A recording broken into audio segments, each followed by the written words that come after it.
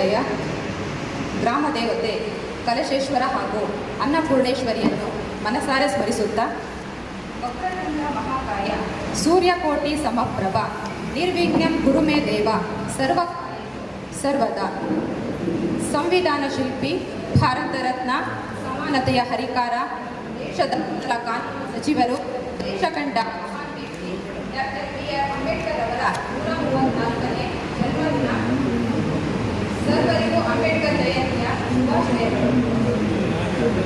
ಸ್ವೀಕರಿಸೋಣ. ಇದೀಗ ಪ್ರಾರ್ಥನೆ. ವೇದಿಕೆಗೆ ಜಿಲ್ಲಾ ಮಟ್ಟ ಹಾಗೂ ರಾಜ್ಯ ಮಟ್ಟದ ಸ್ಪರ್ಧಿಯಾದ ಕಳಸ ತಾಲೂಕಿನ ಪ್ರಥಮ ದರ್ಜೆ ಕಾಲೇಜು ಕಳಸ ಪ್ರಣಮ್ಯ ಡೋಂಗ್ರೆಯವರಿಂದ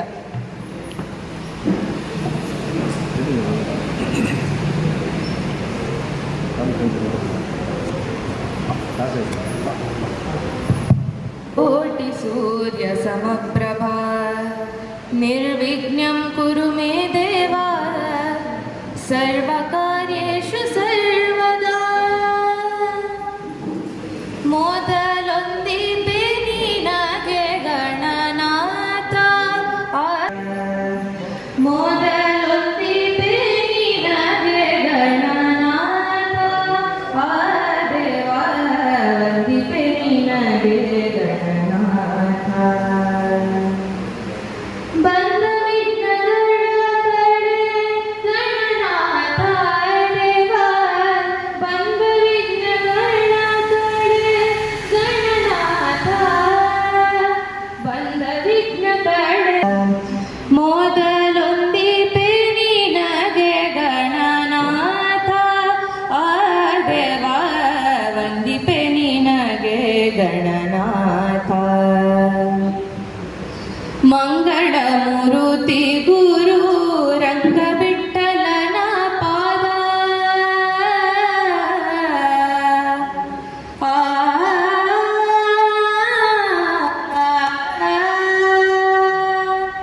ಮಂಗಳ ಮೂರುತಿ ಗುರು ರಂಗ ಬಿಟ್ಟಲನ ಪಾದ. ಹಿಂಗದೆ ಭಜಿಪೆ ದೇವ ಜೀಪೆ ಗಣನಾಥ, ವಂದಿಪೆ ನಿನಗೆ ಗಣನಾಥ. ಗಣನಾಥ ಆ ದೇವ ವಂದಿಪೆ ನಿನಗೆ ಗಣನಾಥ, ವಂದಿಪೆ ನಿನಗೆ ಗಣನಾಥ, ವಂದಿಪೆ ನಿನಗೆ ಗಣನಾಥ. ಧನ್ಯವಾದ.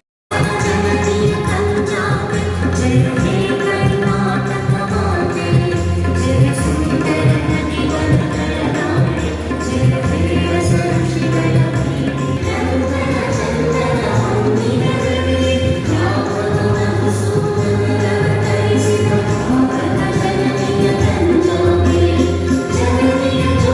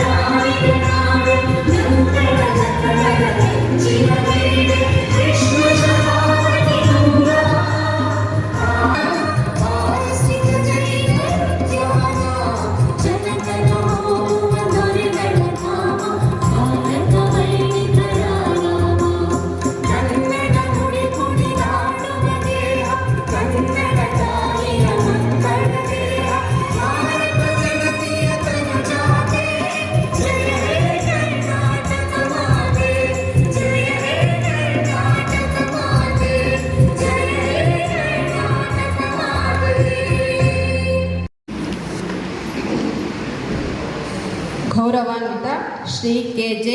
ಜಾರ್ಜ್, ಮಾನ್ಯ ಇಂಧನ ಸಚಿವರು, ಕರ್ನಾಟಕ ಸರ್ಕಾರ, ಮಾನ್ಯ ಜಿಲ್ಲಾ ಉಸ್ತುವಾರಿ ಸಚಿವರು, ಚಿಕ್ಕಮಗಳೂರು ಇವರ ಅನುಪಸ್ಥಿತಿಯಲ್ಲಿ ಗೌರವಪೂರ್ವಕ ಸ್ವಾಗತವನ್ನು ಬಯಸುತ್ತಿದ್ದೇನೆ. ಗೌರವ ಘನ ಉಪಸ್ಥಿತರಾದ ಶ್ರೀ ಎಂ.ಕೆ. ಪ್ರಾಣೇಶ್, ಮಾನ್ಯ ಉಪಸಭಾಪತಿಗಳು, ಕರ್ನಾಟಕ ವಿಧಾನ ಪರಿಷತ್, ಶ್ರೀ ಟಿ.ಟಿ.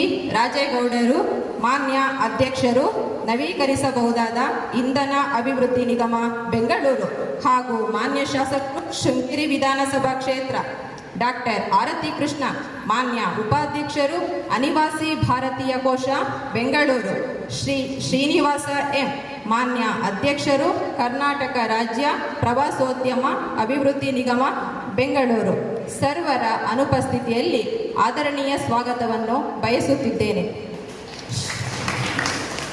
ಶ್ರೀಮತಿ ನಯನಾ ಮೋಟಮ್ಮ, ಮಾನ್ಯ ಶಾಸಕರು, ಮೂಡಿಗೆರೆ ವಿಧಾನಸಭಾ ಕ್ಷೇತ್ರ ಇವರ ಅನುಪಸ್ಥಿತಿಯಲ್ಲಿ ಗೌರವಪೂರ್ವಕ ಸ್ವಾಗತವನ್ನು ಬಯಸುತ್ತಿದ್ದೇನೆ. ಮುಖ್ಯ ಅತಿಥಿಗಳಾದ ಶ್ರೀ ಕೋಟ ಶ್ರೀನಿವಾಸ್ ಪೂಜಾರಿ, ಮಾನ್ಯ ಸಂಸದರು, ಉಡುಪಿ ಚಿಕ್ಕಮಗಳೂರು ಲೋಕಸಭಾ ಶ್ರೀ ರಮೇಶ್, ಮಾನ್ಯ ಸಂಸದರು, ವಿಧಾನ ಪರಿಷತ್, ಮಾನ್ಯ ಶಾಸಕರು. ಮುಖ್ಯ ಅತಿಥಿಗಳಾಗಿ ಉಪಸ್ಥಿತರಿರುವ ಶ್ರೀಮತಿ ಸುನೀತಾ ಕುಮಾರಿ ಎಸ್, ಅಧ್ಯಕ್ಷರು, ಗ್ರಾಮ ಪಂಚಾಯತ್ ಹೃದಯಪೂರ್ವಕ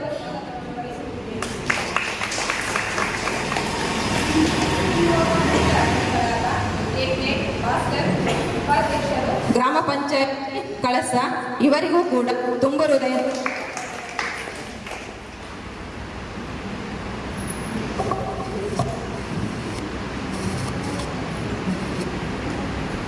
ಅಧ್ಯಕ್ಷರು, ತಾಲೂಕು ಗ್ಯಾರಂಟಿ ಯೋಜನೆ ಗಣೇಶ್ ಭಟ್ ಎಸ್ ರವರಿಗೂ ಕೂಡ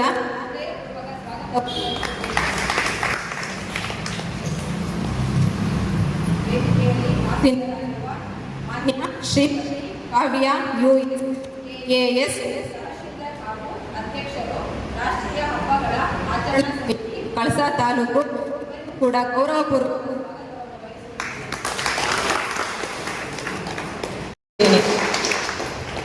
ಮಾನ್ಯ ಸತೀಶ್ ಚಂದ್ರರವರು, ಅಧ್ಯಕ್ಷರು, ಕನ್ನಡ ಸಾಹಿತ್ಯ ಪರಿಷತ್ ಕಳಸ ಇವರಿಗೂ ಕೂಡ ಹೃದಯಪೂರ್ವಕ ಸ್ವಾಗತವನ್ನು ಬಯಸುತ್ತಿದ್ದೇನೆ.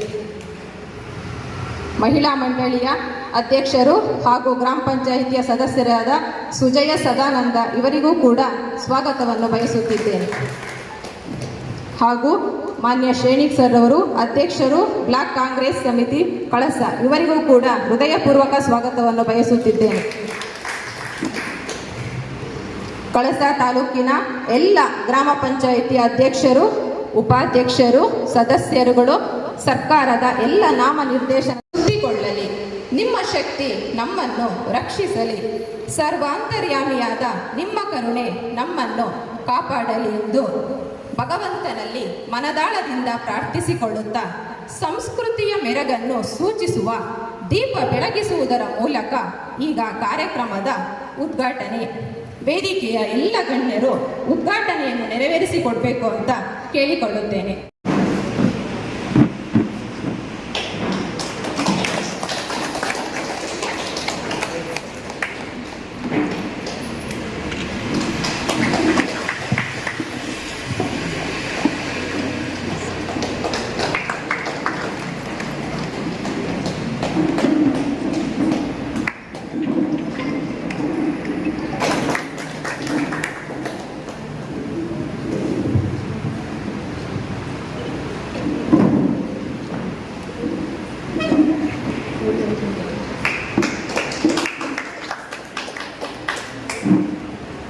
ಕಾರ್ಯಕ್ರಮವನ್ನು ಉದ್ಘಾಟಿಸಿದ ಎಲ್ಲ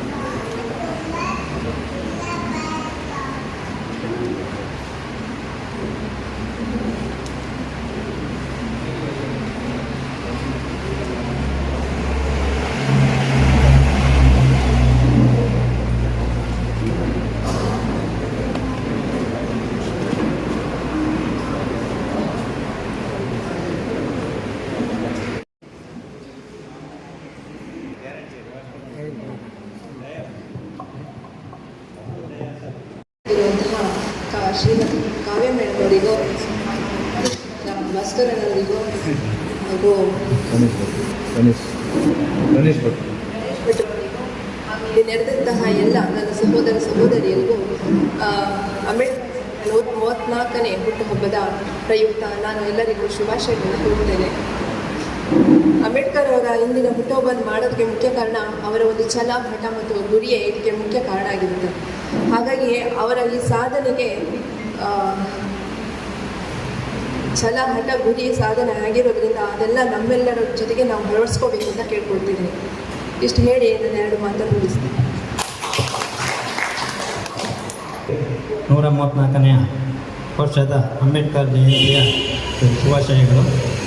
ಅವರ ಕಂಡಂಥ ಕನಸುಗಳು ನನಸಾಗಲಿ ಎಂದು ಹೇಳುತ್ತಾ ನನ್ನ 2 ಮಾತುಗಳನ್ನು ಮುಗಿಸ್ತೇನೆ. ಯಾವುದೂ ಇಲ್ಲ, ಸಾಧಿಸುವ ಛಲ ಬೇಕು. ಈ ಸಾಧನೆ ಅಡಗಿರುವುದು ಮುತ್ತಿನಂಥ 3 ಅಕ್ಷರಗಳಲ್ಲಿ ಮಾತ್ರ. ಅದೇ ಪ್ರಯತ್ನ.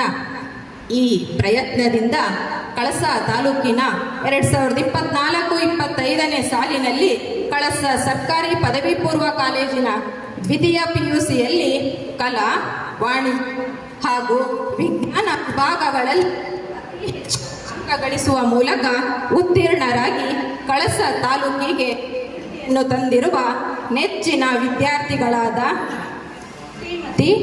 ಬೇಬಿ ಮತ್ತು ಜನಾರ್ದನ್ ಅವರ ಮಗಳು, ಅಹಮದ್ ರವರ ಮಗಳು ಜುಲೈಕಾ ಫೀಜಾ 89% ವಿಜ್ಞಾನ ವಿಭಾಗ,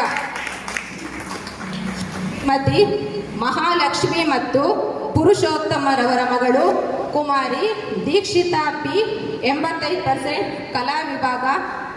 ಎಲ್ಲ ವಿದ್ಯಾರ್ಥಿಗಳನ್ನು ವೇದಿಕೆಗೆ ಆಹ್ವಾನಿಸುತ್ತಿದ್ದೇನೆ.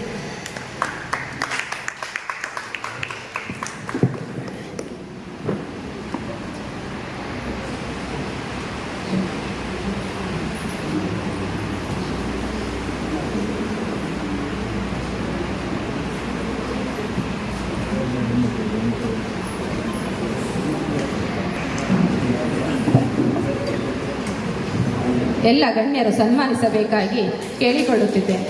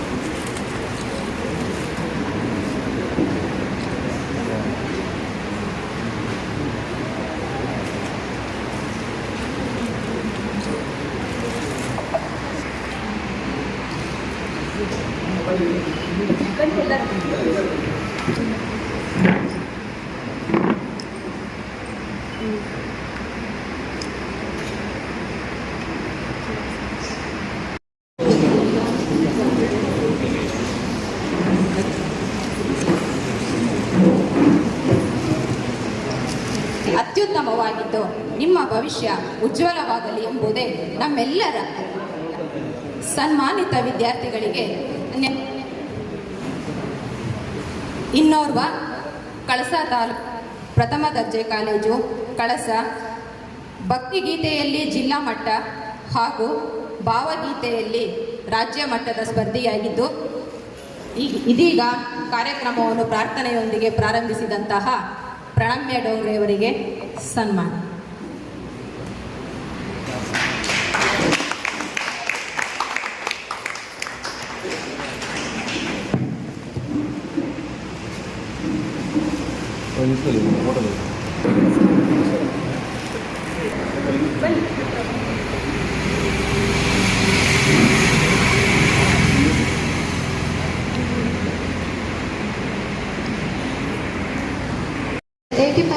ತೆಗೆದಿದ್ದೀನಿ ಕಲಾ ವಿಭಾಗದಿಂದ. ನನಗೆ ಪ್ರೋತ್ಸಾಹಿಸಿದ ಎಲ್ಲ ಶಿಕ್ಷಕರಿಗೆ ಧನ್ಯವಾದ ಕೋರುತ್ತಿದ್ದೇನೆ. ಹಾಗೂ ನನ್ನ ಕ್ಲಾಸ್ ಟೀಚರ್ ಆಗಿ ರಾಜೇಶ್ ಸರ್ ಅವರಿಗೂ ಸಹ ಧನ್ಯವಾದ ಕೋರುತ್ತಿದ್ದೇನೆ. ಮತ್ತು ಇದಕ್ಕೆ ಸನ್ಮಾನ ಮಾಡಿದ ಎಲ್ಲರಿಗೂ ಧನ್ಯವಾದ ಕೋರುತ್ತಿದ್ದೇನೆ. ಇವತ್ತು ಅಂಬೇಡ್ಕರ್ ಜಯಂತಿ, ಅದ್ರ ಬಗ್ಗೆ ಒಂದಷ್ಟು ಮಾತಾಡ್ತೀನಿ. ಅಂಬೇಡ್ಕರ್ ಅವರು ಏಪ್ರಿಲ್ 14, 1891ರಲ್ಲಿ ಜನಿಸಿದರು. ಅವರು ಅಸ್ಪೃಶ್ಯರ ಮುಕ್ತಗೊಳಿಸಲು ಬಹಳಷ್ಟು ಶ್ರಮಿಸಿದ್ದಾರೆ. ಅವರು ಕರಡು ಸಮಿತಿ ಅಧ್ಯಕ್ಷರು ಸಹ ಆಗಿದ್ದರು. ಅವರು ಸಂವಿಧಾನದ ರಚನಾಕಾರರು ಸಹ ಆಗಿದ್ದರು. ಅವರು ಸಂವಿಧಾನದ ರಚನಾಕಾರರಾಗಿ ಸಂವಿಧಾನದಲ್ಲಿ ಕೆಲವಷ್ಟು ಕಾನೂನುಗಳನ್ನು ಅಳವಡಿಸಿಕೊಳ್ಳುವ ಮೂಲಕ ಅಸ್ಪೃಶ್ಯರ ನಿವಾರಣೆ, ಅಸ್ಪೃಶ್ಯ ಕಲ್ಯಾಣ ಕಾರ್ಯಕ್ರಮ ಕೆಲವಷ್ಟು ಕ್ರಮವನ್ನು ಕೈಗೊಂಡಿದ್ದಾರೆ. ಮತ್ತು ಅವರು ಬಹಿಷ್ಕೃತ ಹಿತಕಾರಿ ಸಭೆ ಸಂಘಟನೆ ಸಹ ಸ್ಥಾಪಿಸಿದ್ದಾರೆ. ಹಾಗೂ ಅವರು ಮೂಕನಾಯಕ ಎಂಬ ಪತ್ರಿಕೆಯನ್ನು ಸಹ ಆರಂಭಿಸಿದ್ದಾರೆ. ದಲಿತ ಸಂಘರ್ಷ ಸಮಿತಿ ಹಲವಾರು ಸಂಘಟನೆಗಳನ್ನು ಹಮ್ಮಿಕೊಂಡಿದ್ದಾರೆ. ಮತ್ತು ಅವರು ಅಖಿಲ ಭಾರತ ಸಮ್ಮೇಳನದಲ್ಲಿ ನಾಗಪುರದಲ್ಲಿ ಒಗ್ಗೂಡಿಸಿಕೊಳ್ಳುವ ಹಲವಷ್ಟು ಅಸ್ಪೃಶ್ಯರನ್ನು ಒಗ್ಗೂಡಿಸಿಕೊಂಡಿದ್ದಾರೆ. ಅವರು ಹೋರಾಟ, ಸಂಘಟನೆ, ಶಿಕ್ಷಣದ ಮೂಲಕ ಚಳವಳಿಗೆ ಅಡಿಪಾಯ ಹಾಕಿದ್ದರು. ಇದಕ್ಕೆಲ್ಲ ಹೇಳುತ್ತಾ ನನ್ನೆರಡು ಮಾತುಗಳನ್ನು ಮುಗಿಸುತ್ತಿದೆ. ಧನ್ಯವಾದಗಳು. ಇವತ್ತು ನಡೀತಕ್ಕಂಥ ಡಾಕ್ಟರ್ ಬಾಬಾ ಸಾಹೇಬ್ ಅಂಬೇಡ್ಕರ್ ಅವರ 130ನೇ ಜನ್ಮ ದಿನಾಚರಣೆಯ ಶುಭೋತ್ಸವದಲ್ಲಿ ಎಲ್ಲರಿಗೂ ಶುಭಾಶಯನ್ನು ಕೋರ್ತಾ, ಕಾರ್ಯಕ್ರಮದ ಅಧ್ಯಕ್ಷರಾದಂಥ ತಹಶೀಲ್ದಾರರೇ ಹಾಗೂ ಗ್ರಾಮ ಪಂಚಾಯತಿ ಅಧ್ಯಕ್ಷರೇ, ಉಪಾಧ್ಯಕ್ಷರೇ, ಗ್ಯಾರಂಟಿ ಅನುಷ್ಠಾನ ಸಮಿತಿಯ ಅಧ್ಯಕ್ಷರೇ, ಎಲ್ಲ ಕಳಸದ ಅಧಿಕಾರ ವರ್ಗದವರೇ ಹಾಗೂ ನಾಗರಿಕ ಬಂಧುಗಳು ಹಾಗೂ ವಿವಿಧ ಪಕ್ಷದ ಪದಾಧಿಕಾರಿಗಳೇ, ಏನು ಈ ಭಾರತದ ಸ್ವಾತಂತ್ರ್ಯ ಬರುವಂಥ ಒಂದು ಸಮಯದಲ್ಲಿ 1947ರಲ್ಲಿ ಸ್ವಾತಂತ್ರ್ಯ ಸಿಕ್ಕಿದರೆ 1950ನೇ ಇಸ್ವಿ ಜನವರಿ 26ರಲ್ಲಿ ಈ ದೇಶವನ್ನು ಗಣರಾಜ್ಯ ಅಂತೇಳಿ ಡಿಕ್ಲೇರ್ ಮಾಡಿಕೊಂಡ್ರು ನಾವು. ಆ ದಿನದಲ್ಲಿ ಈ ದೇಶಕ್ಕೆ ಒಂದು ಭದ್ರವಾದಂಥ ಒಂದು ಆಡಳಿತ ವ್ಯವಸ್ಥೆ ಹಾಗೂ ಒಂದು ಪ್ಲ್ಯಾಟ್ಫಾರ್ಮ್ ಆಡಳಿತಕ್ಕೆ ಬೇಕಾಗಿತ್ತು. ಅದನ್ನು ಸುಮಾರು ಒಂದು 200 ಜನಕ್ಕೂ ಹೆಚ್ಚು ಜನಗಳ ಒಂದು ಟೀಮ್, ಆ ಟೀಮಿನ ನಾಯಕತ್ವ ವಹಿಸಿದಂಥ ಡಾಕ್ಟರ್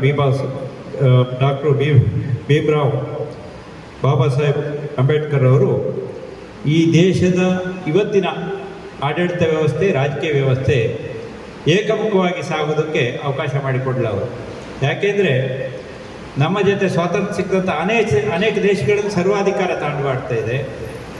ಅನೇಕ ದೇಶಗಳಲ್ಲಿ ಪ್ರಜಾಪ್ರಭುತ್ವ ಮಾಯವಾಗಿದೆ. ಆದರೆ ಇಲ್ಲಿ ಹಾಗಲ್ಲ.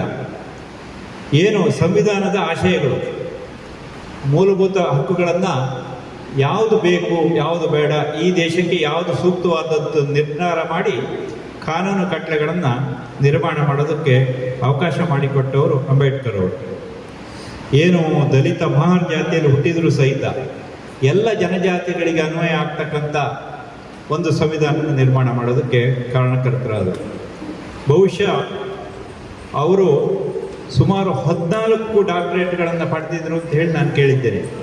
ಈಗ ನಾವು ಒಂದು ಡಿಗ್ರಿ ಪಡೆಯೋದೇ ನಮ್ಮ ಕಾಲದಲ್ಲಿ ಕಷ್ಟ ಆಗಿದೆ. ಸುಮಾರು ಸ್ವಾತಂತ್ರ್ಯ ನಂತರ ಒಂದು 75-80 ವರ್ಷದಲ್ಲಿ ಇವತ್ತಿನ ದಿವಸ ಶಿಕ್ಷಣ ಹಕ್ಕಿದ್ರೂ ಸಹಿತ ಕಷ್ಟದ ಪರಿಸ್ಥಿತಿ. ಯಾಕೆಂದರೆ ದಲಿತರ ಕಲ್ಯಾಣ ಒಂದೇ ಅಲ್ಲ, ಅಂಬೇಡ್ಕರ್ ಅವರು ಸಂವಿಧಾನ ನಾವು ಅಂಗೀಕಾರ ಮಾಡಿದಾಗ ಏನು ಹೇಳಿದರು, ಮೀಸಲಾತಿಯನ್ನು 20 ವರ್ಷಗಳಿಗೊಮ್ಮೆ ಪುನರ್ವಿಮರ್ಶೆ ಮಾಡಿದ್ರು. ಯಾವ ಕಾರಣಕ್ಕಾಗಿದ್ದರೆ ಸುಮಾರು ಸಾವಿರಾರು ಶತಮಾನಗಳಿಂದ ಒಂದು ಜನಾಂಗ ಮುಂದೆ ಹೋಯಿತು, ಮತ್ತೊಂದಷ್ಟು ಜನಾಂಗ ಹಿಂದಕ್ಕೆ ಉಳಿತು. ಅವರು ಸಮಾನವಾಗಿ ಹೋಗಲಿದ್ದ. ಈಗ ಹೇಗೆಂದರೆ ಶಕ್ತಿ ಇದ್ದವರು ಶಕ್ತಿ ಇಲ್ಲದೆ ಇದ್ದವರು ಒಟ್ಟಿಗೆ ಓಡೋದಕ್ಕಾಗೋದಿಲ್ಲ. ನಿಶಕ್ತರನ್ನು ಸಶಕ್ತರ ಜೊತೆ ಬರುವಂಥ ಕೆಲಸನ ಮಾಡುವಂಥ ಒಂದು ಸಂವಿಧಾನ ರೂಪಿಸಿದವರು ಅಂಬೇಡ್ಕರ್ ಅವರು. ಏನೋ ಇವತ್ತಿನ ದಿವಸ ಏನಾಗಿದೆ ಅಂದರೆ ಹೊಸ ಜನರೇಷನ್ನ ಯುವಕರು ಏನು ಗಾಂಧಿ ಏನು ಸ್ವಾತಂತ್ರ್ಯ ಭಾರತದಲ್ಲಿ ಸ್ವಾತಂತ್ರ್ಯಕ್ಕಾಗಿ ತನ್ನೆಲ್ಲ ತ್ಯಾಗ ಮಾಡಿದಂಥ ಗಾಂಧಿ ಅವ್ರನ್ನ ಬ್ರ್ಯಾಂಡಿಂಗ್ ಮಾಡ್ತಕ್ಕಂಥದ್ದು ಅವ್ರು ಮಾಡೋದು ಸರಿಯಾಗಿಲ್ಲ ಅಂತ. ಅಂಬೇಡ್ಕರ್ ಅವರು ಅವ್ರನ್ನ ಒಬ್ಬರು ಜಾತಿಯ ನಾಯಕನಾಗಿ ಬಿಂಬಿಸ್ತಕ್ಕಂಥದ್ದು ದೊಡ್ಡ ದುರಾದೃಷ್ಟ ಆಗಿದೆ ಇವತ್ತಿನ ದಿವಸ. ಯಾಕೆಂದರೆ ನಾವು ನೋಡ್ತೀವಿ ಈ ಪ್ರತಿಯೊಂದು ಹಂತದಲ್ಲೂ ಈಗ ದಲಿತ ಸಂಘಟನೆಗಳು ನಮ್ಮವರು ಅಂಬೇಡ್ಕರ್ ಅನ್ನೋದು, ಮಹಾತ್ಮ ಗಾಂಧಿಯವರನ್ನ ಸ್ವಾತಂತ್ರ್ಯ ಹೋರಾಟಗಾರರಷ್ಟೇ ನಮ್ಮ ನಾಯಕರು ಅಂತ ಹೇಳುವಂಥ ಕಾಲ ಬರ್ತದೆ. ಆದರೆ ಎಲ್ಲರಿಗೂ ಬೇಕಾದಂಥ ಪ್ರತಿಯೊಬ್ಬ ಜನಜಾತಿಯವರಿಗೆ ಬೇಕಾದಂಥ ಒಂದು ಸಂವಿಧಾನ ರೂಪಿಸಿದಂಥ ವ್ಯಕ್ತಿ ಇವತ್ತಿನ ದಿವಸ ಅನೇಕ ತಿದ್ದುಪಡಿಗಳಾಗಿದೆ ಹೊರತು ಸಂವಿಧಾನ ಬದಲಾಗಿಲ್ಲ. ಇನ್ನು 1000 ವರ್ಷ ಹೋದರೂ ಈ ಸಂವಿಧಾನ ಬದಲಾಗುವುದಿಲ್ಲ, ಬದಲಾಗಲು ಕೂಡಲು. ಯಾಕೆಂದರೆ ಕೆಲವು ಆಡಳಿತ ವ್ಯವಸ್ಥೆ ಇರುವಂತೆಯೇ ಜನಗಳಿಗೆ ಅನುಕೂಲ ಆಗುವ ದೃಷ್ಟಿಯಿಂದ ಸಣ್ಣ ಪುಟ್ಟ ಬದಲಾವಣೆಗಳನ್ನು ಸಂವಿಧಾನಕ್ಕೆ ಮಾಡಬಹುದೇ ಹೊರತು ಸಂವಿಧಾನದ ಆಶಯಗಳನ್ನಂತೂ ಬದಲಾಯಿಸುವಂತಿಲ್ಲ. ಅಂತಹ ಸಂವಿಧಾನ 1000 ವರ್ಷ ನಡೀತಕ್ಕಂಥ ಸಂವಿಧಾನನ ಇವತ್ತು ಮಾಡಿದ್ದಾರೆ. ಆದರೆ ಪ್ರತಿಯೊಬ್ಬರಿಗೂ ಇವತ್ತು ಗ್ರಾಮೀಣ ಪ್ರದೇಶದಲ್ಲಿ ವಸತಿ ಹಕ್ಕನ್ನು ಕೊಟ್ಟಿದೆ, ಜೀವಿಸುವ ಹಕ್ಕು, ಆಸ್ತಿ ಹಕ್ಕು ಹಿಂದೆ ಇತ್ತು, ಸ್ವಲ್ಪ ತಿದ್ದುಪಡಿ ಮಾಡಿದೆ ಪ್ರತಿಯೊಂದು. ಮತ್ತೆ ಏನು ವಾಕ್ ಸ್ವಾತಂತ್ರ್ಯವನ್ನು ಕೊಟ್ಟಂಥದ್ದು. ಇವತ್ತು ಯಾವುದೇ ಒಬ್ಬ ವ್ಯಕ್ತಿ ಅವನಿಗೆ ಇಷ್ಟವಾದನ್ನ ಮಾತಾಡ್ಬೋದು, ಬೇರೆ ನಿಂದನೆ ಮಾಡೋರ ಪ್ರಕರಣಗಳು ದಾಖಲು ಆಗಬಹುದು ಬಿಟ್ಟರೆ ಅವನಿಗೆ ಮಾತಾಡ್ತಕ್ಕಂಥ ಹಕ್ಕಿದೆ. ಇಲ್ಲಿ ತಹಶೀಲ್ದಾರ್ ಸಾಹೇಬರು ತಪ್ಪು ಮಾಡ್ತಿದ್ದಾರೆ ಅಂತ ಹೇಳೋ ಹಕ್ಕು ನಮಗಿದೆ. ಅದು ನಮ್ಮ ಸಂವಿಧಾನ ಕೊಟ್ಟಂಥ ಹಕ್ಕು. ಹಾಗಾಗಿ ಪ್ರತಿಯೊಬ್ಬ ಭಾರತೀಯನು ಅವನು ಎಲ್ಲ ಧರ್ಮದವನು ಇರ್ಬೋದು, ಇಡೀ ಭಾರತದಲ್ಲಿ ಎಲ್ಲಿ ಬೇಕಾದ್ರೂ ಜೀವಿಸ್ಬೋದು. ಆ ಜೀವಿಸುವ ಹಕ್ಕನ್ನು ಕೊಟ್ಟದ್ದು ನಮ್ಮ ಈ ಒಂದು ಸಂವಿಧಾನ. ಆದ್ದರಿಂದ ಈ ದಿನಗಳಲ್ಲಿ ನಾವು ಏನು ಇವತ್ತು ಈ 134ನೇ ಜಯಂತಿ ಆಚರಣೆ ಮಾಡಿ ಜನಗಳಿಗೆ ಹಾಗೂ ಎಲ್ಲರಿಗೂ ಇವತ್ತು ಮುಂದಿನ ಯುವಜನಕ್ಕೆ ಅಂಬೇಡ್ಕರ್ ಅವರ ಮಹತ್ವವನ್ನು ತಿಳಿಸಿಕೊಡ್ತಕ್ಕಂಥ ಕಾರ್ಯಕ್ರಮ ಆಗಬೇಕು. ಹಾಗೆಯೇ ಮುಂದಿನ ಅಂಬೇಡ್ಕರ್ ಜಯಂತಿ ದಿನಗಳಿಂದ ನಾನು ಅವತ್ತು ಪೂರ್ವಭಾವಿ ಸಭೆಯಲ್ಲಿ ಹೇಳಿದ್ದೆ, ಅವ್ರ ಬಗ್ಗೆ ಜನಗಳಿಗೆ ತಿಳಿ ಹೇಳ್ತಕ್ಕಂಥ ಕಾರ್ಯಕ್ರಮಗಳು ನಡೀಬೇಕು ಅಂತ ಹೇಳ್ತಾ, ಇವತ್ತಿನ ದಿವಸ ಗ್ರಾಮೀಣ ಪ್ರದೇಶದ 4 ಮಂದಿ ಮಕ್ಕಳಿಗೆ ನೀವು ಗೌರವಿಸಿದ್ರಿ. ಅದು ಏನಂದರೆ ಕಳಸದಂಥ ಒಂದು ರಿಮೋಟ್ ಏರಿಯಾದಲ್ಲಿ ಹಿಂದುಳಿದಂಥ ಪ್ರದೇಶದಲ್ಲಿ 4 ಮಕ್ಕಳು, ಅದು ಬಹುಶಃ ಅವರ ಸ್ಥಿತಿಗತಿಗಳು ಬಹುಶಃ ಗ್ರಾಮೀಣ ಪ್ರದೇಶದಿಂದ ಇಲ್ಲಿ ನಡ್ಕೊಂಬಂದು ಓದುವಂಥ ಮಕ್ಕಳು ಇರ್ಬೋದು. ಅವರು ಇಷ್ಟು ಸಾಧನೆ ಮಾಡಿದ್ದೇ ದೊಡ್ಡ ಒಂದು ಇದು ಅಂತ ಹೇಳ್ತಾ, ಮುಂದಿನ ದಿನಗಳಲ್ಲಿ ಅವರ ಎಜುಕೇಷನಿಗೂ ಸಹಿತ ಏನಾದ್ರು ಅವರಿಗೆ ದುರ್ಬಲರಾಗಿದ್ದರೆ ಸರ್ಕಾರ ಸಹಾಯ ಮಾಡಬೇಕು. ಸಮಾಜ ಕಲ್ಯಾಣ ಇಲಾಖೆ ಈ ಕಾರ್ಯಕ್ರಮ ಮಾಡ್ತಾ ಇದೆಯಲ್ಲ, ಅವರು ಸಹಿತ ಇದರಲ್ಲಿ ಕೈ ಜೋಡಿಸ್ಬೇಕು ಅಂತ ಹೇಳ್ತಾ ಈ ಒಂದು ಕಾರ್ಯಕ್ರಮದಲ್ಲಿ ಮಾತಾಡೋದಕ್ಕೆ ಅವಕಾಶ ಕೊಟ್ಟಂಥ ತಾಲೂಕು ಆಡಳಿತಕ್ಕೆ ಒದಿಸಿ ನಾನು ಮಾತನ್ನು ಮುಗಿಸ್ತೀನಿ. ಎಲ್ಲರಿಗೂ ಒಂದಿಷ್ಟು ಮಟ್ಟಕ್ಕೆ ಬಂದಿದ್ದಾರೆ, ನನಗೆ ಭಾರಿ ಖುಷಿ ಆಯಿತು. ಯಾಕಂದರೆ ಇದೇ ಅಂಬೇಡ್ಕರ್ ಸ್ಥಿತಿಯೇ ನನ್ನ ಮಗಳಿಗೆ ಬಂದಿದೆ. ಯಾಕಂದರೆ ನಮ್ಮ ಮನೇಲೆ ಕರೆಂಟ್ ಇಲ್ಲ, ನಾವು ಊರಲ್ಲಿ ಇಟ್ಟಿದ್ದು ಮಂಗಳೂರಲ್ಲಿ. ಅಲ್ಲಿಂದ ನಮಗೆ ಇಲ್ಲಿ ಸೈಟ್ ಆಗಿತ್ತು. ಇಲ್ಲಿ ಸೈಟ್ ಆಗಿದ ಮೇಲೆ ನಮ್ಗೆ ಕರೆಂಟೇ ಇರಲಿಲ್ಲ. ನಾವು ಎಲ್ಲೆಲ್ಲ ಕೆಲಸಕ್ಕೆ ಹೋದಲ್ಲಿ ಮೊಬೈಲ್ ಚಾರ್ಜ್ ಮಾಡಿ ನನ್ನ ಮಗಳು ಒಂದು ನಮ್ಮ ಕನಸನ್ನು ಈಡೇರಿಸ್ಬೇಕಂತ ನನಗೊಂದು ಆಸೆ. ನನ್ನ ಮಗಳಿಗೆ ಯಾವತ್ತೂ ನಾನು ಹೇಳ್ತಾ ಇದ್ದೆ, ಮಗಳೇ ನೀನು ತಂದೆ ತಾಯಿ ಮಾತನ್ನು ಉಳಿಸ್ಕೊಡ್ಲೇಬೇಕು. ನೀನು ಏನು ಮಾಡ್ತೀವೋ ಬಿಡ್ತೀವೋ ನನಗೆ ಗೊತ್ತಿಲ್ಲ ಮಗಳೇ, ತಂದೆ ತಾಯಿನ ಕನಸು ನಾನು ಈಡೇರಿಸಿ ಕೊಡ್ತೀನಿ ಅಂತ ಹೇಳಿದ್ರು ನನ್ನ ಮಗಳು. ಆ ಮಾತನ್ನು ಇವತ್ತು ನನಗೆ ಉಳಿಸ್ಕೊಟ್ಟಿದ್ದಾಳೆ. ನನಗೆ ಭಾರಿ ಹೆಮ್ಮೆ ಆಗ್ತಾ ಉಂಟು. ಯಾಕಂದರೆ ಬೆಳಗ್ಗೆ 4 ಗಂಟೆಗೆ ತರ್ತಾಳೆ ಮೊಬೈಲ್ ಅಂದರೆ ನಾನು ಕೊಟ್ಟಿದ್ದ ಮಾತನ್ನು ಉಳಿಸ್ಕೋಬೇಕಂದ್ರೆ ನಮ್ಮ ತಂದೆ ತಾಯಿ ಆಶೀರ್ವಾದದಿಂದ ನಾನು ಓದ್ಬೇಕಂತ ಇದೊಂದು ಭಾರ. ಆದರೆ ಕೇವಲ ಒಂದು ಅಂಬೇಡ್ಕರ್ ಹೇಗೆ ಬೆಳಕಿನ ರೋಡ್ ಬೆಳಗಿನಲ್ಲಿ ಓದಿದಾರೋ ಅದೇ ಪರಿಸ್ಥಿತಿ ನನ್ನ ಮಗಳಿಗೆ ಕತ್ಲೆ ಬೆಳಗಲ್ಲಿ ಓದಿ ಇಂಥ ಮಾರ್ಕ್ಸ್ ಪಡೆದಿದ್ದಕ್ಕೆ ನನಗೆ ತುಂಬ ಹೆಮ್ಮೆ ಆಗುತ್ತೆ. ಯಾಕಂದರೆ ನನ್ನ ಮಗಳು ನಮ್ಮ ತಂದೆ ತಾಯಿ ಮಾತಿಗೆ ಒಂದು ಗೌರವ ಕೊಟ್ಟು ಇಷ್ಟು ಮಟ್ಟಿಗೆ ಬಂದಿದ್ದಾನಂದರೆ ತಂದೆ ತಾಯಿ ಆಡಿಸೋದ ಕಳಿಸೋದೇ ನನ್ನ ಮಗಳು ಇಷ್ಟ ಮಟ್ಟಿಗೆ ಬಂದಿದ್ದಾನೆ. ಇನ್ನು ಮುಂದೆ ನನ್ನ ಮಗಳಿಗೆ ಹೇಳ್ತಾ ಇದ್ದೀನಿ, ಮಗಳೇ ನೀನು ಕುಂಬ್ಳಡಿಗೆ ಸೇರಿಕೊಂಡು ಒಂದು ಗೌರವ ತಂದು ನೀನು ಅದೇ ಛಲ, ನಿನ್ನ ಅದೇ ಉದ್ದೇಶ ಮುಂದೆ ನೀನು ಬೆಳಗ್ಬೇಕು ಮಗಳೇ, ಒಂದೇ ತಂದೆ ತಾಯಿಗೆ ಒಂದು ಒಳ್ಳೆ ಹೆಸರು ತರಬೇಕಂತೇಳಿ ನಾನು ನನ್ನ ಮಗಳಿಗೆ ಬಯಸ್ತಾ ಇದ್ದೀನಿ. ಇಷ್ಟು ಮಾತಾಡಿದ್ದಕ್ಕೆ ನನಗೆ ಕಾಲಾವಕಾಶ ಕೊಟ್ಟಿದ್ದಕ್ಕೆ ರಾಷ್ಟ್ರೀಯ ಹಬ್ಬಗಳ ಆಚರಣಾ ಸಮಿತಿ ಕಳಸ ತಾಲೂಕು ತಹಶೀಲ್ದಾರ್ ಹಾಗೂ ತಾಲೂಕು ದಂಡಾಧಿಕಾರಿಗಳಾದ ಮಾನ್ಯ ಶ್ರೀಮತಿ ಕಾವ್ಯ US KAS ರವರು ಕಾರ್ಯಕ್ರಮವನ್ನು ಉದ್ದೇಶಿಸಿ ಮಾತನಾಡಬೇಕು ಅಂತ ಎಲ್ಲರ ಪರವಾಗಿ ಕೇಳಿಕೊಳ್ಳುತ್ತಿದ್ದೆ. ನನ್ನ ನಮಸ್ಕಾರಗಳು. ಮೊಟ್ಟ ಮೊದಲನೇದಾಗಿ ಇಲ್ಲಿ ನೆರೆದಿರುವ ತಮಗೆಲ್ಲರಿಗೂ ಡಾಕ್ಟರ್ ಭೀಮ್ರಾವ್ ರಾಮ್ಜಿ ಅಂಬೇಡ್ಕರ್ ರವರ 134ನೇ ಜನ್ಮದಿನದ ಸಮಾರಂಭಕ್ಕೆ ಹಾರ್ದಿಕ ಸ್ವಾಗತ. So why is doctor Ambedkar so important? Doctor Ambedkar ಅವರ ಜೀವನ, ಚರಿತ್ರೆ, ವ್ಯಕ್ತಿತ್ವ ಯಾಕಿಷ್ಟು ಮಹತ್ತರವಾದದ್ದು? ಅವರು ಪ್ರಪಂಚದಲ್ಲಿಯೇ ಅತ್ಯಂತ ಪ್ರಮುಖವಾದ ಹಾಗೂ ಬೃಹತ್ತಾದ ಒಂದು ಪ್ರಜಾಪ್ರಭುತ್ವವಾದ ನಮ್ಮ ಭಾರತದ ಸಂವಿಧಾನವನ್ನು ರಚಿಸಿದ್ರು. ನಮ್ಮ ಸಂವಿಧಾನದ ಶಿಲ್ಪಿ ಎಂಬ ಕಾರಣಕ್ಕೆ ಅವರು ಅಷ್ಟು ಮಹತ್ತರವಾದ ವ್ಯಕ್ತಿತ್ವವನ್ನು ಹೊಂದಿದ್ದಾರಾ, ಅಥವಾ ಜ್ಞಾನವೇ ಶಕ್ತಿ ಎಂದು ನಿರೂಪಿಸುತ್ತಾ ತಮ್ಮ ಜೀವನದಾದ್ಯಂತ ಸತತ ಅಧ್ಯಯನ ಮಾಡುತ್ತಾ ಅನೇಕ ವಿಷಯಗಳನ್ನು ತಿಳ್ಕೊಳ್ತಾ, ಜೊತೆಗೆ ಆಗಿನ ಕಾಲದಲ್ಲಿಯೇ the problem of the rupee ಎಂಬ ಒಂದು ಡಾಕ್ಟೋರಲ್ ಥೀಸಿಸ್ನ ಬರೆದು ಆಗಿನ ಕಾಲಕ್ಕೆ one of the world's finest economist and policy makers ಎಂದು ಹೆಸರಾಂತರಾದರು. ಅದಕ್ಕೆ ಅವರು ಅಷ್ಟೊಂದು ಮಹತ್ವವಾದ ವ್ಯಕ್ತಿತ್ವನ, ಅಥವಾ ಸಿದ್ಧ ವಿಚಾರಗಳನ್ನು, ಬದ್ಧ ಆಲೋಚನೆಗಳ ವಿರುದ್ಧ ಸಮಾಜದ ಪಿಡುಗುಗಳನ್ನು ಹೋಗಲಾಡಿಸಬೇಕು ಅಂತ ಹೋರಾಡ್ತಾ ಧೀಮಂತ ನಾಯಕರಾಗಿ ಹೆಸರಿಸಿಕೊಂಡ್ರು. ಅದಕ್ಕಾಗಿ ಅವರು ಅಷ್ಟೊಂದು ಮಹತ್ವವಾದ ವ್ಯಕ್ತಿತ್ವನ, ಅಥವಾ ಅವರು ಯಾವುದೋ ಒಂದು ನಮ್ಮ ಕನ್ನಡ ಚಲನಚಿತ್ರದಲ್ಲಿ ಒಂದು ಲೈನ್ ಇದೆ, ಪವರ್ಫುಲ್ ಪೀಪಲ್ ಕಮ್ ಫ್ರಮ್ ಅಂತ. ಬಟ್ ಅಂಬೇಡ್ಕರ್ ಅವರು ಏನನ್ನ ನಿರೂಪಿಸಿದ್ರು ಅಂದರೆ, powerful people make their places powerful ಅಂತ. ಅವರು ಬಂದರು, ಅವರು ನಿಂತರು, ಅವರು ಸಂವಿಧಾನವನ್ನು ಬರೆದ್ರು, ಅನೇಕ ಹೋರಾಟಗಳನ್ನು ನಡೆಸಿದ್ರು. ತಾನು ಎಲ್ಲಿ ಹುಟ್ಟಿದೆ, ಹೇಗೆ ಬೆಳೆದೆ, ಯಾವ ಸಾಮಾಜಿಕ ಕಟ್ಟುಪಾಡುಗಳಿಂದ ಹೊರಗೆ ಬಂದೆ ಅನ್ನೋದನ್ನ ಹೇಳ್ತಾ ಕೊರಗ್ತಾ ಕೂರದೆ, ನಾನು ಹೇಗೆ ಬೆಳೆದೆ, ಯಾವ ಉದ್ದೇಶಕ್ಕಾಗಿ ಬದುಕಿದೆ ಅಂತ ನಿರೂಪಿಸ್ತಾ, ಹುಟ್ಟು ಮುಖ್ಯ ಅಲ್ಲ, ನಾವು ಹೇಗೆ ಹುಟ್ಟಿದ್ವಿ, ಎಲ್ಲಿ ಹುಟ್ಟಿದ್ದೀವಿ ಅನ್ನೋದು ಮುಖ್ಯ ಅಲ್ಲ, ನಾವು ಯಾವ ಉದ್ದೇಶಕ್ಕಾಗಿ ಬದುಕ್ತೀವಿ ಅನ್ನೋದು ಮುಖ್ಯ ಅಂತ ತೋರಿಸ್ಕೊಟ್ರು. ಹೀಗೆ ಅಂಬೇಡ್ಕರ್ ಅವರ ಬಗ್ಗೆ ಹೇಳ್ತಾ ಹೋದರೆ, ಅವರ ವ್ಯಕ್ತಿತ್ವ ಆಗಲಿ, ಅವರ ಚರಿತ್ರೆ ಆಗಲಿ, ಅಂತಹ ಒಂದು ಅದ್ಭುತ ವ್ಯಕ್ತಿತ್ವದ ಅಧ್ಯಾಯದ ಪುಟಗಳನ್ನು ತಿರುಗ್ತಾ ಹೋದರೆ ಅವರು ಯಾಕಿಷ್ಟು ಮಹತ್ವವಾದ ವ್ಯಕ್ತಿತ್ವ ಅಂತ ಕೇಳ್ತಾ ಹೋದರೆ ಅನೇಕ ವಿಚಾರಗಳು ನಮ್ಮ ಕಣ್ಣು ಮುಂದಿಗೆ ಬರ್ತವೆ. ನಿಮ್ಮ ಮುಂದೆ ಹೇಳೋಕೆ ಇಷ್ಟಪಡ್ತೀನಿ. ಮಹತ್ ಸತ್ಯಾಗ್ರಹ ಅನ್ನೋದ್ರ ಬಗ್ಗೆ ನೀವೆಲ್ಲ ಕೇಳಿರ್ತೀರಾ ಅಥವಾ ಓದಿರ್ತೀರಾ. ಅದರಲ್ಲಿ ಸಾವಿರಾರು ಜನರನ್ನು ಒಂದುಗೂಡಿಸಿ ಒಂದು ಟ್ಯಾಂಕಿನಿಂದ ನೀರು ಕುಡಿದು ನಮ್ಮ ಆತ್ಮಗೌರವ, ನಮ್ಮ ಹಕ್ಕು, human dignity is humans most basic right, ಅದೊಂದು ಮೂಲಭೂತ. 1 ಗಂಟೆಗಳ ಕಾಲ, 18ರಿಂದ 21 ಗಂಟೆಗಳ ಕಾಲ ಸತತವಾಗಿ ಅಧ್ಯಯನ ಮಾಡ್ತಾ ಸಮಾಜ ಬದಲಾವಣೆ ಆಗಬೇಕಾದ್ರೆ ನಾನು ಬದಲಾವಣೆ ಆಗಬೇಕು, ನಾನು ಬದಲಾವಣೆ ಆದರೆ ಸಮಾಜದ ಒಂದು ಭಾಗ ಬದಲಾವಣೆ ಆಗುತ್ತೆ ಅನ್ನೋದನ್ನು ನಿರೂಪಿಸ್ತಾರೆ.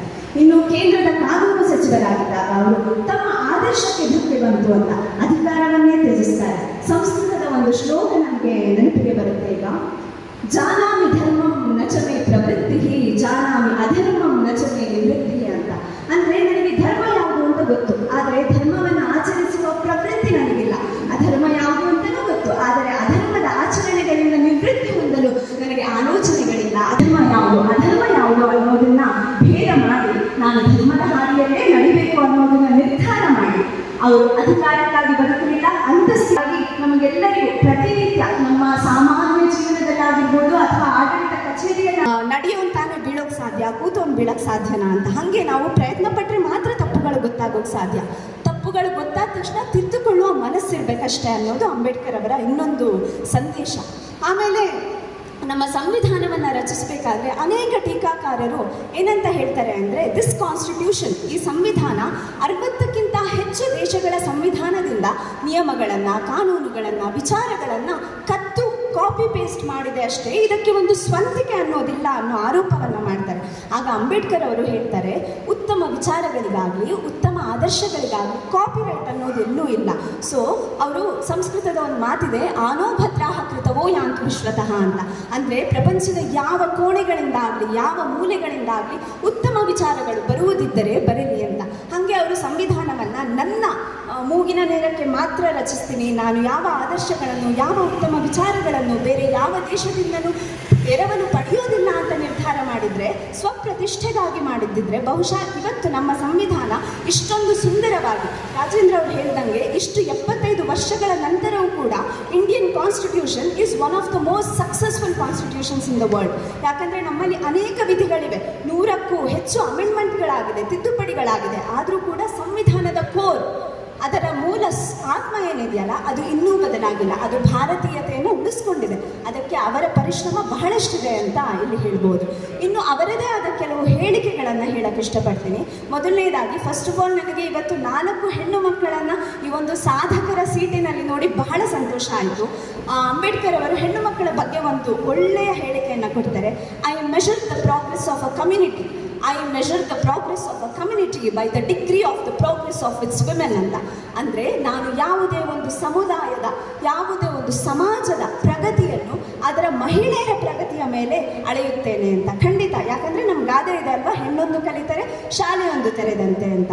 ಇನ್ನೊಂದು ಮಾತಿದೆ, ಯತ್ರ ನಾರ್ಯಸ್ತು ಪೂಜ್ಯಂತೆ ರಮಂತೆ ತತ್ರ ದೇವತಾಹ ಅಂತ. ನಮ್ಮ ನಾರಿಯರನ್ನು ಪೂಜಿಸಬೇಕಾಗಿಲ್ಲ, ಅವರಿಗೆ ಗೌರವ ಕೊಟ್ಟರೆ ಸಾಕು, ಅವರಿಗೆ ಅವಕಾಶಗಳನ್ನು ಕೊಟ್ಟರೆ ಸಾಕು, ಅವರು ಪೂಜಿಸುವ ಹಂತಕ್ಕೆ ಬೆಳೀತಾರೆ ಅನ್ನೋದು ಅಂಬೇಡ್ಕರ್ ಅವರ ವಾದ.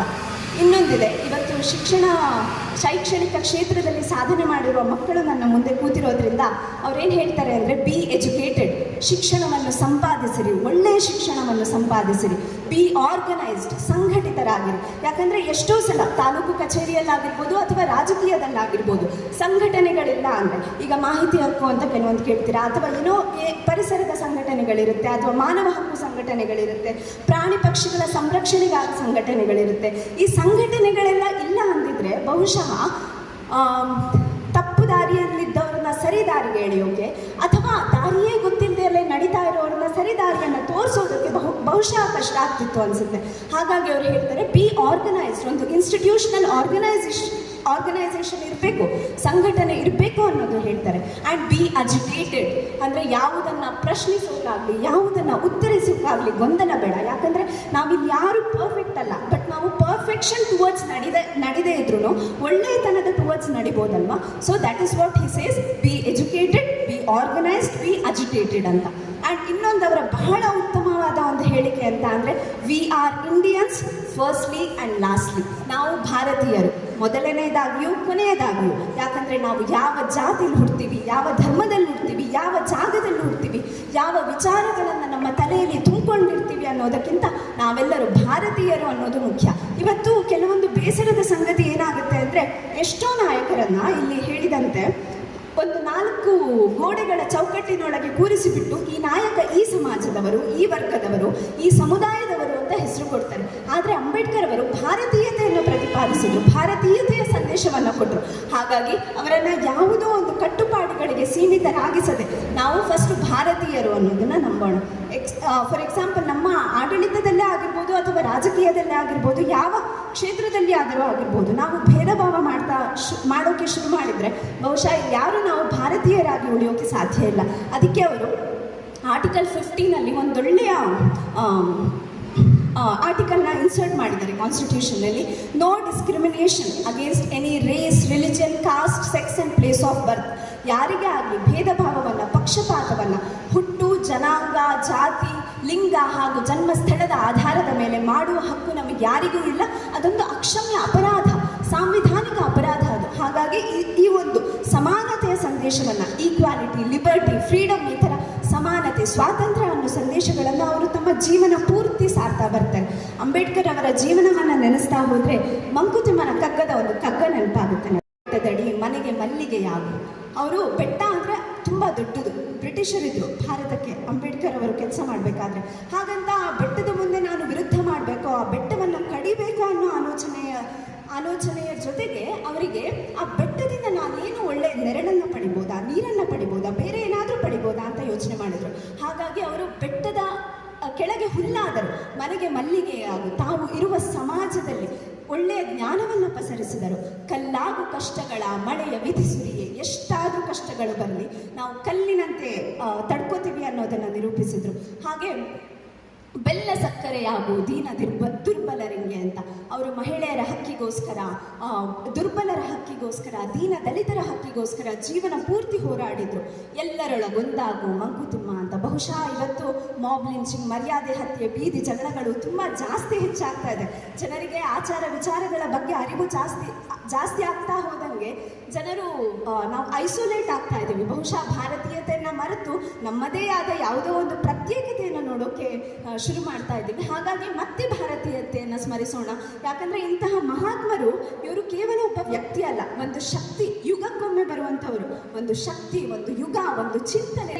ಈ ಕಾರ್ಯಕ್ರಮಕ್ಕೆ ಆಗಮಿಸಿ ಸನ್ಮಾನ ತೆಗೆದುಕೊಂಡ ಎಲ್ಲ ಸಾಧಕರಿಗಳು ಹಾಗೂ ಆಗಮಿಸಿ ನಮ್ಮ ಸಿಬ್ಬಂದಿ ವರ್ಗದವರೆಲ್ಲರೂ ಚಿಕ್ಕದಾಗಿ ಚೊಕ್ಕದಾಗಿ ಬಹಳ ಅಚ್ಚುಕಟ್ಟಾಗಿ ಕಾರ್ಯಕ್ರಮವನ್ನು ನಿರ್ವಹಿಸಿದ್ದೀವಿ. ಸಣ್ಣ ಪುಟ್ಟ ಲೋಪದೋಷಗಳಾಗ್ತವೆ, ನಾವು ಮುಂದೆ ಖಂಡಿತ ತಿದ್ಕೋತೀವಿ. So thank you so much. ಅವರಿಗೆ ಧನ್ಯವಾದಗಳು. ಈಗ ಕಾರ್ಯಕ್ರಮದ ಕೊನೆಯ ಘಟ್ಟ ವಂದನಾರ್ಪಣೆ. ರಾಜೇಶ್ ನಿರೀಕ್ಷಕರು ಕಳಿಸಬಹುದು. ಈ ದಿವಸ ಭಾರತದಾದ್ಯಂತ ಬಾಬಾ ಸಾಹೇಬ್ ಅಂಬೇಡ್ಕರ್ ಅವರ 134ನೇ ಜಯಂತ್ಯೋತ್ಸವದ ಆಚರಣೆಯನ್ನು ಸರ್ವ ಬುದ್ಧ ಭಾರತೀಯರು ಕೂಡ ಆಚರಣೆಯನ್ನು ಅತ್ಯಂತ ವಿಜೃಂಭಣೆಯನ್ನು ಮಾಡ್ತಿದ್ದಾರೆ. ಅದರಿಂದ ಇವರು ಕೂಡ ಪ್ರಜಾಪ್ರಭುತ್ವದಲ್ಲಿ ಅತ್ಯಂತ. ವಿಡಿಯೋ ನೋಡಿದ್ದಕ್ಕೆ ಧನ್ಯವಾದಗಳು. ಮುಂದಿನ ವಿಡಿಯೋದಲ್ಲಿ ಸಿಗೋಣ. ಕ್ಷಣ ಕ್ಷಣದ ಸುದ್ದಿಗಾಗಿ ವೀಕ್ಷಿಸಿ ನ್ಯೂಸ್ ಕರ್ನಾಟಕ, ಸದಾ ನಿಮ್ಮ ಜೊತೆ.